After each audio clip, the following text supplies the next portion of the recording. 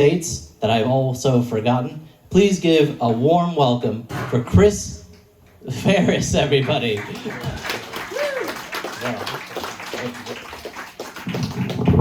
How we doing tonight, guys? Keep it going for your musicians, all the comedians tonight. Yes, thank you.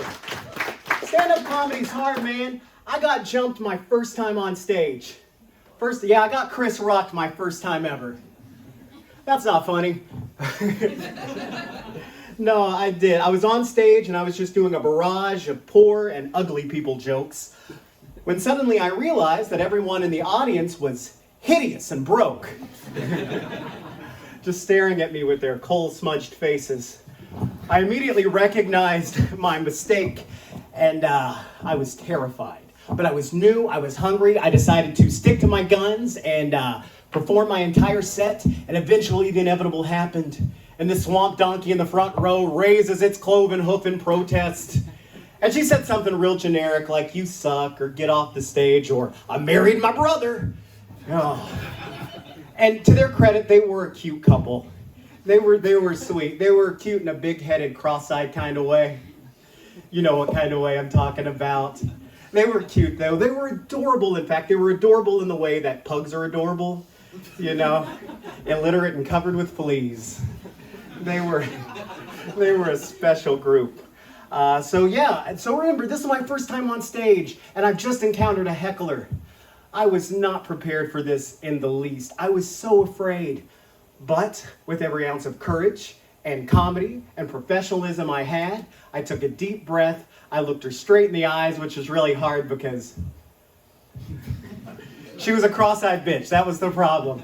So I looked her straight in the eyes and I said, "The fuck is your problem, bitch?" Yeah, a couple of you guys laughed. Her husband did not. This guy charges the stage. He's wearing acid-wash jeans, a blue flannel shirt with the sleeves cut off and the coup de grace, mullet. All right, look, guys, I've had guys cross the room to kick my ass. I've had guys cross the street to kick my ass. I've never had anyone time travel from 1983 to teach me a lesson. One minute I'm telling jokes, the next I'm having my ass handed to me by the bad boy from the Breakfast Club.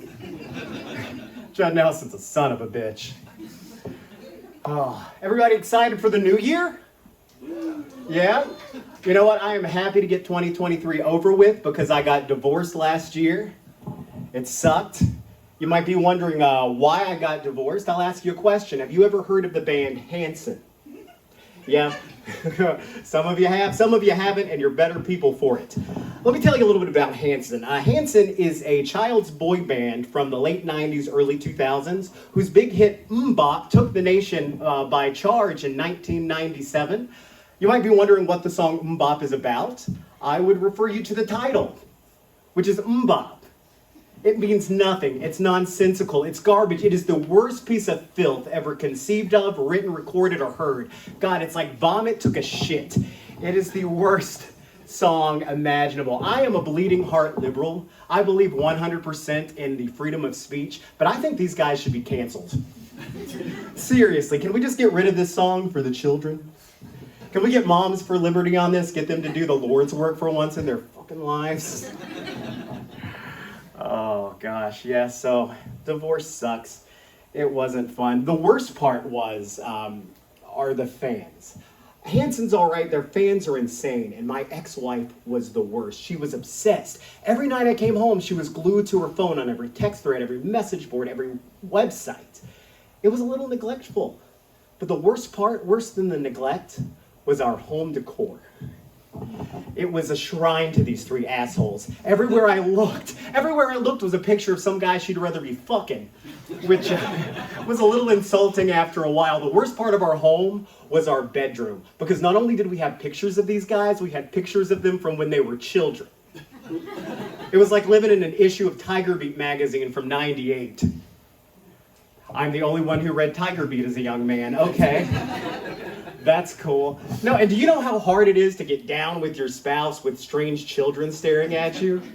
It's not nearly as hot as it used to be. It's nothing like church camp. Oh, Christians in the audience. Cool. It's nothing like church camp. But you know what? I'm a solid dude. I was a good husband. I'm back there. I'm laying it down, giving her my best. And all of a sudden, I'm locking eyes with 1996 Taylor Hanson. Yes, I do know all three of their names, Taylor, Zach, and Isaac. Out of everything I could have lost in the divorce, why didn't I lose that information? That's tattooed on my brain forever. Thanks, dear. But anyway, I'm back there behind her. I'm doing my best, and now the lights are low because it's sexy time. And now this picture looks like it's all dark and grainy. I feel like I'm staring at a dead kid on an old milk carton. That's never stopped me before. So I'm back there. I'm doing my best. I'm going, we got this. We got this. Oh, God, do you think they found him? Now she's all pissed off and confused. She's looking at me like, what's wrong? I'm not gross, honey. That's what's wrong. Now I'm terrified that To Catch a Predator's Chris Hansen is going to come knocking at my door. Who, by the way, is the only Hansen in this bit I give a shit about. He's going to come kicking down my door. Sir, do you know what you were just looking at? Yeah, the back of her head till shit got weird.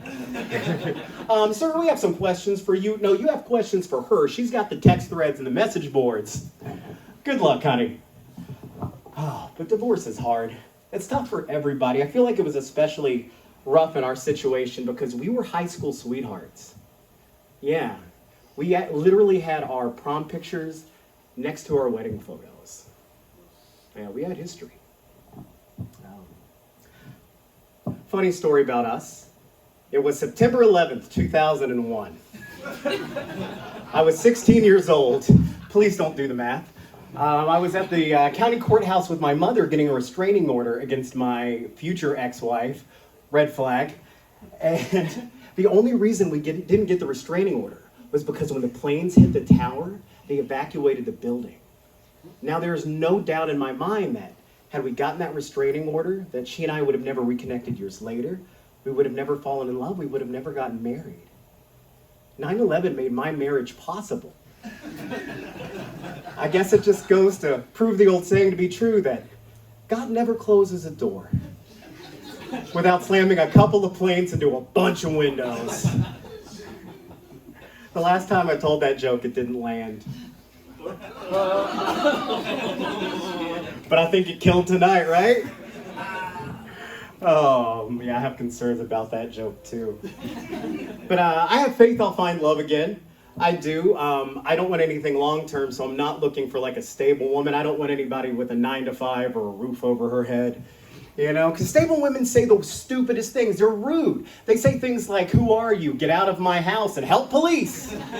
I'm not going to help the police. They should help me. They've got guns. I'm the one who just got maced by this crazy bird over here. I just wanted to hug you in the guest bedroom. I don't want a smart woman either. I want somebody stupid, just an idiot. Somebody like on Moms for Liberty level. By the way, are they on the Hanson thing yet? Have they accomplished any of that? No? Worthless sluts.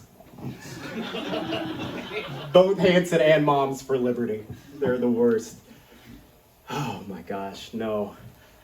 I do. I want a stupid woman. I want somebody like Lauren Boebert. You guys know Lauren Boebert? She is the congresswoman from Colorado. She loves guns, God, and Trump. She believes that both global warming and school shootings are liberal myths. And she also uses a lot of double negatives when she speaks, which in light of everything else shouldn't bother me as much as it does. However, I just feel like the people on the right side of the aisle screaming, immigrants need to learn goddamn English, should pick up a book and figure it out themselves. It's not impossible, Boebert. It's not like English is her second language. She's not bilingual, nor does she have any understanding as to what the word bilingual even means. Fuck, I hate her. I hate her so much. What I hate most about Lauren Boebert is how badly I want to fuck Lauren Boebert. I do. I am embarrassed of how hot I find her. But I do. She's my type. She's got the dark hair and the pencil skirts. She looks like a hot librarian who's never read a book. Oh. One more minute? All right, yeah, hot librarian who's never read a book. And it's not just that I think that she's hot. Like, deep down, I feel like I could save her. I feel like I could save her, you guys. Like, I feel like I could fuck her liberal. Yeah? Not literate, but liberal at least, you know? Like, maybe if I give her some good deeds, she'll consider voting for it. If I come in her butt, she'll feel empathy. I'll go blam, and she'll scream, Black Lives Matter. And I'll say, you're welcome, America. Hey, thank you so much for laughing with me tonight, guys. My name's Chris Ferris. Keep it going for your hosts, all the comedians and the musicians tonight.